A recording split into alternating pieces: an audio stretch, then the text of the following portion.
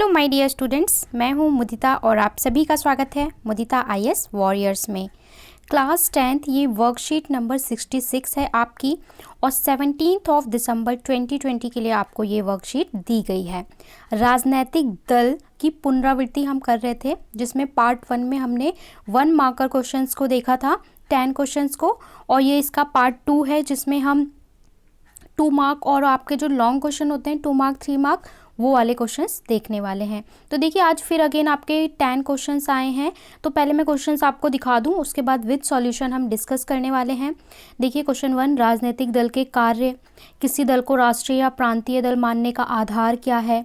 विभिन्न प्रकार की दलीय व्यवस्था क्या होती है? वर्तमान में राजनीतिक दलों के समक्ष चुनौतियाँ क्या क्या हैं? ठीक है, विचारधारा आपको कांग्रेस पार्टी और बीजेपी की लिखनी है। गठबंधन सरकार से आप क्या समझते हैं? एंड कम टू द प्रांतीय दल से आप क्या समझते हैं? भारत में क्षेत्रीय दलों में संघवाद और लोकतंत्र को मजबूत कैसे किया है? ठीक है, तो ये 9 क्वेश्चन के आंसर मैं आपको करवाऊंगी। आपको एक चीज़ बता दूं, क्वेश्चन नंबर 10 ये क्वेश्चन आपको खुद करना है। तमिलनाडु के किन्हीं 2 प्रांतीय दलों के नाम और उनके चुनाव चिन्ह के साथ लिखिए। तमिलनाडु के प्रांतीय क्षेत्रीय दल वो होते हैं जो एक रीजन में होते हैं, ठीक है, जैसे दिल्ली में आम आदमी पार्टी। तो वैसे हर स्टेट में बहुत सारे क्षेत्रीय दल या प्रांतीय दल होते हैं। तो इसका अगर नाम आप बोले तो ADMK एक प्रांतीय दल है, एक DMK ये भी एक प्रांतीय दल है। तो ये 2 दल हैं, इनके नाम आप लिख सकते हैं। इनका चुनाव चिन्ह क्या है? तो इनका चुनाव चिन्ह आप ड्रॉ भी कर सकते हैं, ठीक है, आपको गूगल पे मिल जाएगा, ड्रॉ भी कर सकते हैं। तो ये मैं आपको नहीं करवाऊंगी, मैंने नाम बता दिया, ये 2 नाम हैं। बाकी सारे क्वेश्चंस मैं आपको सॉल्यूशन करवाऊंगी।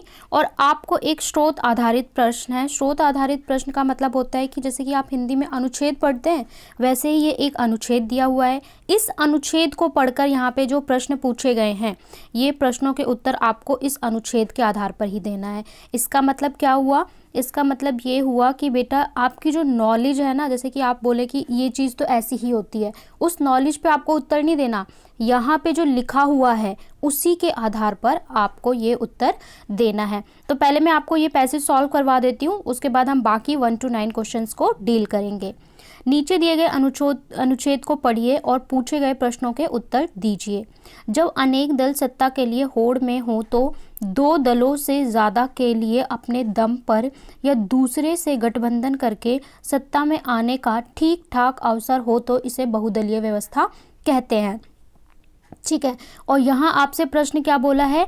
बहुदलीय व्यवस्था क्या है? तो बहुदलीय व्यवस्था क्या है? इस पैराग्राफ के आधार पर बहुदलीय व्यवस्था क्या है? तो इसका ये आपका उत्तर नंबर 1 हो गया, ठीक है, उत्तर नंबर A हो गया, इस वाले का आंसर हो गया। दूसरा में पूछा है गठबंधन सरकार से आप क्या समझते हैं? भारत में ऐसी ही बहुदलीय व्यवस्था है। इस व्यवस्था में कई दल गठबंधन कर कर भी सरकार बना सकते हैं। जब किसी बहुदलीय व्यवस्था में अनेक पार्टियां चुनाव लड़ने और सत्ता में आने के लिए आपस में हाथ मिला लेती हैं तो इसे गठबंधन कहा जाता है। तो यहाँ पे आपसे पूछा है कि गठबंधन किसे कहा जाता है? तो इस पैराग्राफ के हिसाब से आपका क्या होगा कि जब किसी बहुदलीय व्यवस्था में अनेक पार्टियां यानी कि ये गठबंधन करके मोर्चा, तो ये क्या करती हैं? गठबंधन बना लेती हैं। तो ये आपका आंसर नंबर क्या हो जाएगा? B हो जाएगा अकॉर्डिंग टू दिस पैसेज। क्या चीन में बहुदलीय व्यवस्था है? तो यहाँ पे पूछा है क्या चीन में बहुदलीय व्यवस्था है? तो आपको अपनी नॉलेज नहीं, इस पैराग्राफ की दिए गए स्टेटमेंट के आधार पर उत्तर देना है। जैसे 2004 के संसदीय चुनाव में भारत में ऐसे 3 प्रमुख गठबंधन थे: राष्ट्रीय जनतांत्रिक गठबंधन, संयुक्त प्रगतिशील गठबंधन और वाम मोर्चा। अक्सर बहुदलीय व्यवस्था बहुत घमासान वाली होती है और देश के राजनीतिक अस्थिरता की ओर ले जाती है और विभिन्न हितों के विचारों को राजनीतिक प्राधान्यता मिलती है। तो यहाँ पे प्रश्न में पूछा है कि क्या चीन बहुदलीय व्यवस्था है? तो इसका उत्तर क्या होगा? नहीं। आपको पता है कि चीन में कैसी व्यवस्था है? चीन में एक दलीय व्यवस्था है। उपरोक्त गद्यांश को पढ़कर अपने शब्दों में लिखिए। ऊपर जो ये पूरा पैसेज दिया है 1 2 3 4 5 6 7 लाइन में दिया है, इसको आपको ये 7 लाइन के पैसेज को 2 से 3 लाइन्स में, मतलब इसका एक समरी टाइप में लिखना है। तो इस पैसेज को इसी तरीके से आपको और भी पैसेज आएंगे, इसको पढ़ना है और उसके उत्तर देने हैं। तो पहले प्रश्न का उत्तर जो है वो ये हो गया A का, ठीक है। दूसरे का उत्तर जो हमारा है लड़ने के लिए लेती हैं, तो ये आपका उत्तर नंबर सेकंड हो गया, बी, सी का हो गया नहीं, और डी का आपको इस पैसेज को एक समराइज फॉर्म में लिखना है। तो ये आपका जो स्रोत आधारित था ये हमने सॉल्व कर लिया। क्वेश्चन नंबर जो 10 था इसका ADMK और AMK जो है वहाँ की क्षेत्रीय पार्टी है, इसका चुनाव चिन्ह आप लिख सकते हैं। बाकी के जो 9 क्वेश्चंस है उसे डिस्कस कर लेते हैं with the help of complete solution. पहले प्रश्न में बोला है राजनीतिक दलों के कार्यों की व्याख्या कीजिए, यानी जो पॉलिटिकल पार्टीज होती हैं, राजनीतिक दल होते हैं, उनके प्रमुख कार्य क्या होते हैं। तो ये क्वेश्चन आपका 1 मार्क में भी आ सकता है, 2 मार्क में भी आ सकता है और 3 मार्क में भी आ सकता है। तो आपको आंसर अकॉर्डिंग टू मार्क्स लिखना होगा। राजनीतिक दलों के कार्य निम्नलिखित हैं। नंबर 1, चुनाव लड़ना राजनीतिक दलों का प्रमुख कार्य है। ठीक है, चुनाव में पार्ट लेंगे इसीलिए तो वो आते हैं। चुनाव के पश्चात सरकार बनाना एवं उसे चलाना। नंबर 3, विपक्ष की भूमिका निभाना। अगर बहुमत प्राप्त होता है तो सरकार बनाते हैं, अदरवाइज विपक्ष में बैठते हैं। देश की विधानसभा एवं संसद में कानून बनाने में महत्वपूर्ण भूमिका निभाना। जितने भी कानून बनते हैं वो कहाँ बनते हैं, संसद या विधानसभा में, और उसमें विभिन्न राजनीतिक दल भाग लेते हैं। जनमत का निर्माण करना। तो यही क्वेश्चन अगर आपका 1 मार्क्स में आता है तो आप ये 2 पॉइंट लिख सकते हैं, 2 मार्क्स में आता है तो ये सारे पॉइंट लिख सकते हैं। ठीक है, 2 मार्क के लिए। और अगर 3 मार्क में आता है तो आप इन पॉइंट्स को लिख के और इसके अंदर भी कंटेंट को थोड़ा थोड़ा इलेबोरेट कर सकते हैं। तो ये आपका आंसर नंबर 1 हो गया। चलते हैं आगे। किसी दल को राष्ट्रीय या प्रांतीय मानने का आधार क्या है। आप किस आधार पे कह सकते हैं कि कोई दल राष्ट्रीय है या प्रांतीय है। तो उसके लिए देखिए, जैसे सभी दल जो हैं, सभी राजनीतिक दल हैं वो राष्ट्रीय स्तर के नहीं है। जैसे राष्ट्रीय दल के कौन से हैं, बीजेपी, ठीक है, कांग्रेस, और बहुत सारे हैं जो क्षेत्रीय या प्रांतीय दल हैं, जैसे आम आदमी पार्टी दिल्ली में। राष्ट्रीय राजनीतिक दल कौन से होते हैं, जब किसी दल को लोकसभा चुनाव में किन्हीं 4 राज्यों की विधानसभा चुनाव में कुल वैध मतों का कम से कम 6% मत प्राप्त हो और 4 लोकसभा सीटें जीत लेती हैं, तो उसे हम राष्ट्रीय राजनीतिक दल कहते हैं। मतलब लोकसभा की 4 सीटें होनी चाहिए और 4 विधानसभा चुनाव में लगभग कम से कम 6% वैध मत उनको मिलने चाहिए। प्रांतीय दल कब कहलाते हैं, जब किसी दल को किसी राज्य विधानसभा चुनाव के कुल मतों का, राज्य विधानसभा, ठीक है, वहाँ पे लोकसभा या राज्य विधानसभा में 6% मत प्राप्त होता है अथवा कम से कम 2 सीटें जीत लेते हैं, तो वो प्रांतीय राजनीतिक दल कहलाते हैं। तो ये आधार है राष्ट्रीय या प्रांतीय दल होने का। तो ये आपका उत्तर नंबर 2 हो गया। ठीक है, स्क्रीनशॉट ले सकते हैं, वरना आप यहाँ से समझ लीजिए। मैं सारे सॉल्यूशन आपको टेलीग्राम पे प्रोवाइड करा दूंगी, आप लिंक दिया हुआ है डिस्क्रिप्शन में, वहाँ से ज्वाइन कर लीजिए, या फिर डायरेक्ट टेलीग्राम पे सर्च करिए मुदिता IS वॉरियर। ठीक है, मुदिता MUDITAIS वॉरियर्स, और उसके बाद आप वहाँ से ज्वाइन कर सकते हैं हमारे चैनल को। थर्ड में बोला है विभिन्न प्रकार की दलीय व्यवस्था का उल्लेख करिए। दलीय व्यवस्था क्या होती है, अलग अलग तरह की दलीय व्यवस्था होती हैं या पार्टी सिस्टम होता है, उसे एक्सप्लेन करना है। विभिन्न प्रकार की शासन व्यवस्था इस प्रकार हैं या दलीय व्यवस्था: एक दलीय व्यवस्था, 2 दलीय व्यवस्था और बहुदलीय व्यवस्था। एक दलीय व्यवस्था क्या होती है, एक ऐसे देश अथवा समाज जहां केवल एक ही पार्टी सरकार बना सकती है, एक दलीय व्यवस्था कहलाती है। मतलब ऐसा देश होते हैं या ऐसी जगह होती है जहां पे केवल एक ही पार्टी होती है, वही चुनाव लड़ेगी, वही जीतेगी और वही सरकार बनेगी। मतलब एक ही रजिस्टर्ड पार्टी होती है और कोई पार्टी नहीं होती है, तो इसे एक दलीय व्यवस्था कहते हैं। कहने के लिए डेमोक्रेसी है, लोकतंत्र है, लेकिन लोकतंत्र नहीं होता है। उदाहरण क्या है, चीन। चीन में एक ही पार्टी है, बार बार वही चुनाव लड़ती है और वही अपना सरकार बनाती है। 2 दलीय व्यवस्था: ऐसे देश जहां 2 राजनीतिक दल चुनाव में भाग लेकर सरकार का गठन कर सकते हैं, वे 2 दलीय व्यवस्था कहलाती है। ऐसी देश जहां पे 2 पार्टी होती हैं, ठीक है, दोनों रजिस्टर्ड होती हैं, वो दोनों पार्ट लेती हैं, कभी ये सरकार बनाएगी कभी ये बनाएगी, या हो सकता है एक ही बार बनाए। जैसे कि अमेरिका में 2 पार्टी हैं, ठीक है, एक का नाम कांग्रेस है, एक आपने देखा होगा कि जो अभी लेटेस्ट अमेरिका के प्रेसिडेंट बने हैं, अच्छा लेटेस्ट अमेरिका के जो प्रेसिडेंट बने हैं उनका नाम आप कमेंट सेक्शन में बताएंगे। वो एक पार्टी से बिलोंग करते हैं और दूसरे वाले दूसरे पार्टी से जिन्होंने भाग लिया था वो बिलोंग करते थे। बहुदलीय व्यवस्था: ऐसे देश जहां 2 या 2 से अधिक राजनीतिक दल चुनाव में भाग ले सकते हैं अथवा सरकार का गठन कर सकते हैं, बहुदलीय व्यवस्था कहलाती है, जैसे भारत।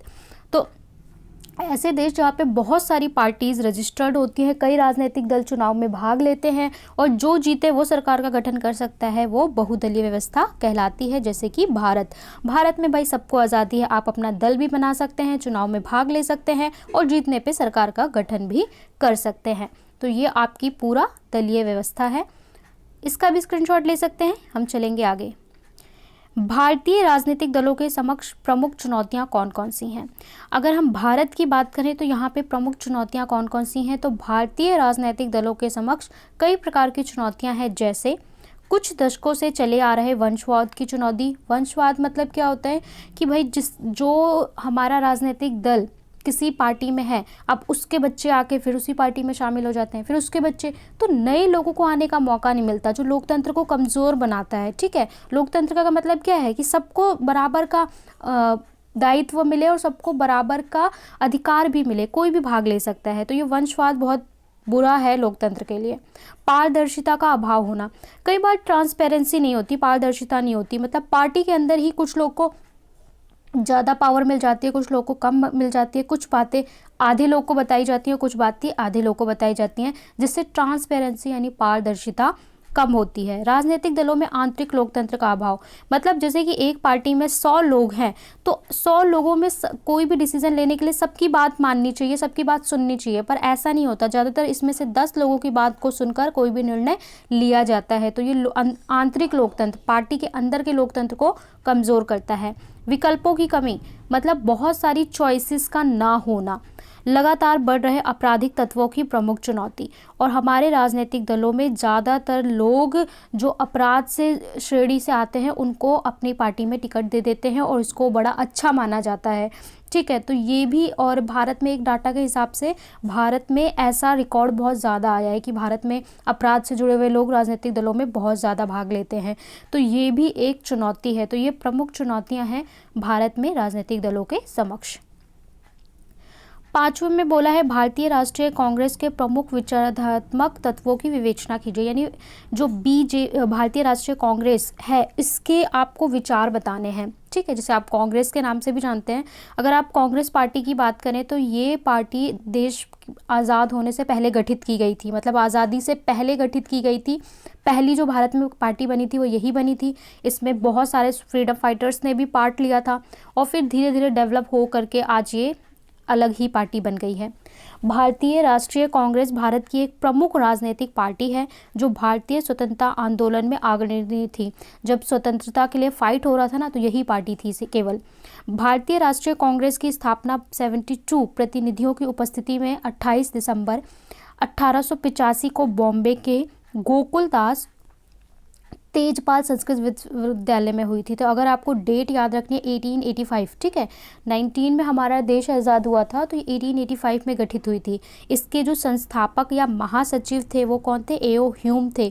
ये क्वेश्चन आपको अगर आप कोई पूछे तो ये क्वेश्चन आपसे केबीसी में भी अगर आप देखते हैं तो उसमें पूछा गया था कि किसने गठन किया था, जिन्होंने कलकत्ता के व्योमेश चंद्र बैनर्जी को अध्यक्ष नियुक्त किया था।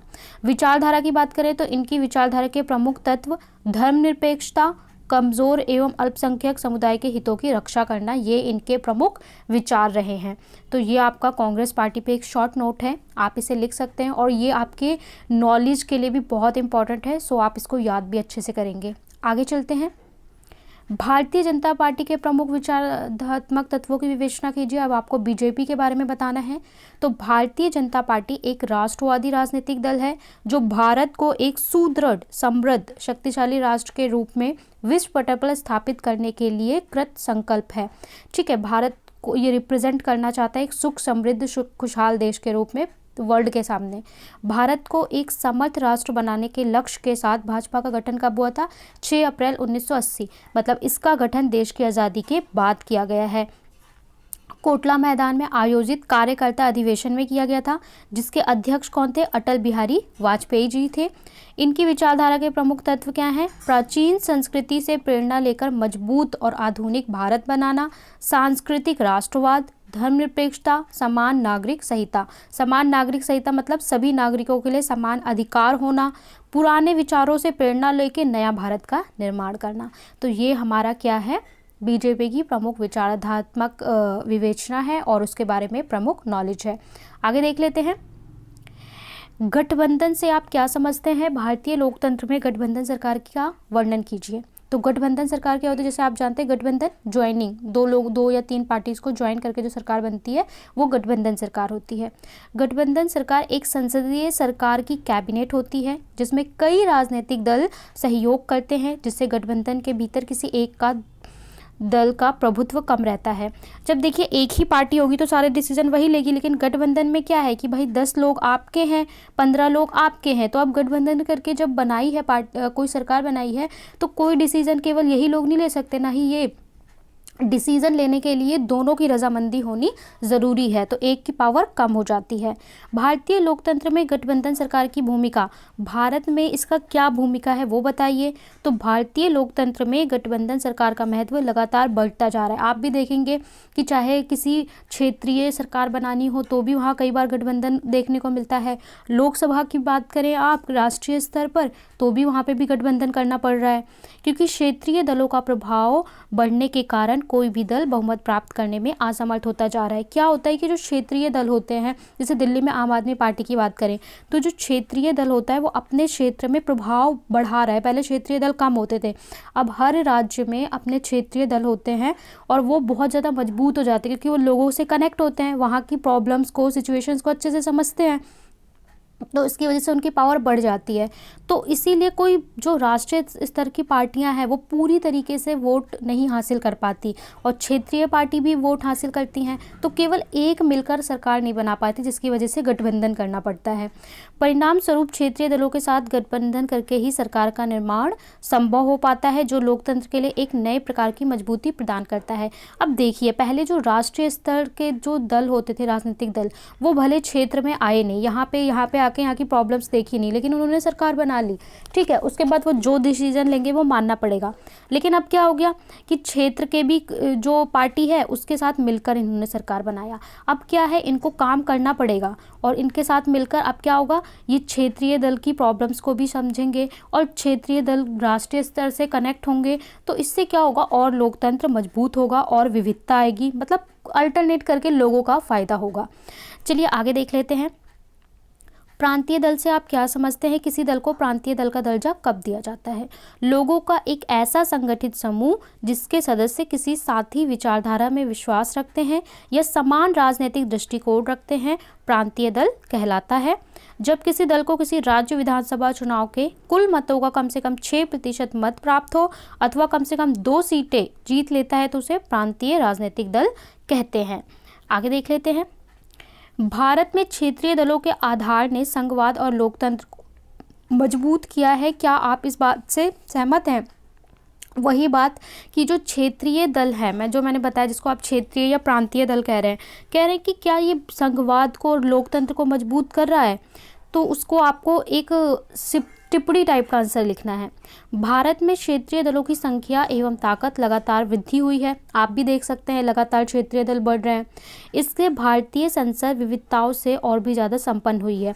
इससे संसद में क्या है, बहुत सारा वेरिएशन आया है। जितना वेरिएशन आएगा उतना डेमोक्रेसी के लिए अच्छा है। विकल्प ज़्यादा होंगे तो जनता के पास चॉइसेस ज़्यादा होंगी। 2014 तक किसी एक राष्ट्रीय दल का लोकसभा में बहुमत नहीं रहा। परिणाम स्वरूप राष्ट्रीय दल क्षेत्रीय दलों के साथ गठबंधन करके ही सरकार बनाने में सक्षम हुए हैं, ठीक है। तो राष्ट्रीय दलों को भी क्षेत्रीय दलों के साथ हाथ मिलाना पड़ता है और वो मजबूर हो जाते हैं, कोई एक बना ही नहीं पाएगा। क्षेत्रीय दलों का राष्ट्रीय दलों के साथ गठबंधन होने से संघवाद एवं लोकतंत्र को मजबूती मिली है। ये डेमोक्रेसी को और ज़्यादा पावरफुल बना रहा है। तो ये आपका आंसर नंबर 9 हो गया। क्वेश्चन नंबर जो 10 था वो मैंने आपको बता ही दिया कि क्वेश्चन नंबर 10 जो था उसमें आपको तमिलनाडु की 2 क्षेत्रीय पार्टी का नाम और चुनाव चिन्ह बताना है, जिसमें ADMK एक वहाँ की पार्टी है, एक DMK वहाँ की पार्टी है। उसके चुनाव चिन्ह आपको गूगल पे मिल जाएंगे।